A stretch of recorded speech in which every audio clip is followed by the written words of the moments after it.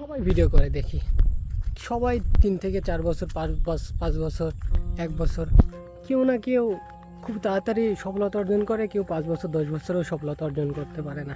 কেন জানি না, বুঝতে পারি না। আমি এতদিন ধরে ভিডিও করতেছি কিন্তু আমার কোনো উন্নতি নেই।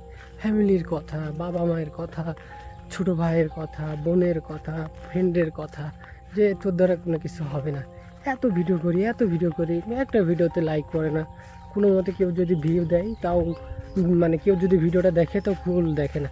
আমার ভিডিওর মধ্যে কী এমন কমতি আছে আমি বুঝতে পারি না। আর আমার মধ্যে কী কমতি আছে, না এডিটও বুঝতে পারি না, না ভিডিও কী কোয়ালিটি করলে কী হবে। আমি একদম শেষ হয়ে যাচ্ছে। কেউ যদি আমাকে একজন যদি গাইডলাইন দিত যেইভাবে এটা করলে তুমি সফলতা অর্জন করবে, তাহলে আমি তার পিছনে সময় দিতাম, করতাম। কিন্তু আমি একা একা পেরে উঠতে পারছি না। আর আমার সৃষ্টিকর্তা আল্লাহ, তিনি কি আমাকে দিচ্ছেন না, বুঝছেন না? তিনি যদি আমাকে ইশারাই দেয়, তাহলে তো আমি আর কাউকে কোনো কিছু প্রয়োজনই নেই। তিনি শুধু একটু ইশারা দিবে, আমাকে জ্ঞান দিয়ে দিবে, তাহলে তো আর কিছু লাগে না। কিন্তু আমি খালি বলি যে আমি কি এমন করি যে আল্লাহর কাছে আল্লাহ আমাকে জ্ঞানটুকু পর্যন্ত দিচ্ছে না। আমি খুব আপসেট নিজেকে নিয়ে। আমি যেটাই করতে যাই সেটাতেই ব্যর্থতা অর্জন করি, সফলতা অর্জন করতে কখনোই পারি না।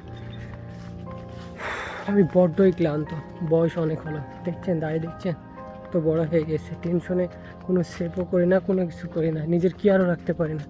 এতটা ডিপ্রেশন, এতটা খারাপ সময়ের মধ্যে থাকি। একটা বেকার ছেলেই বুঝতে পারে যে তার জীবনের লাইফে কতটা কষ্ট এবং বাস্তবতা কতটা কঠিন।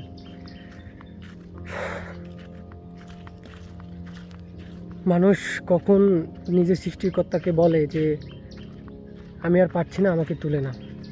যখন সে কোনো কিছুতে সফলতা অর্জন করতে পারে না, তখন বলে।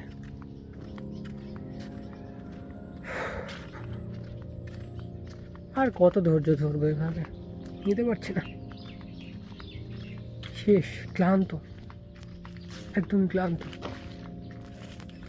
হে আল্লাহ, তোমাকে শুধু একটা কথাই বলবো, হয়তো সফলতা দাও, নাহলে দুনিয়া থেকে আমাকে খুব তাড়াতাড়ি তুলে নাও। যে কোনো একটা করো।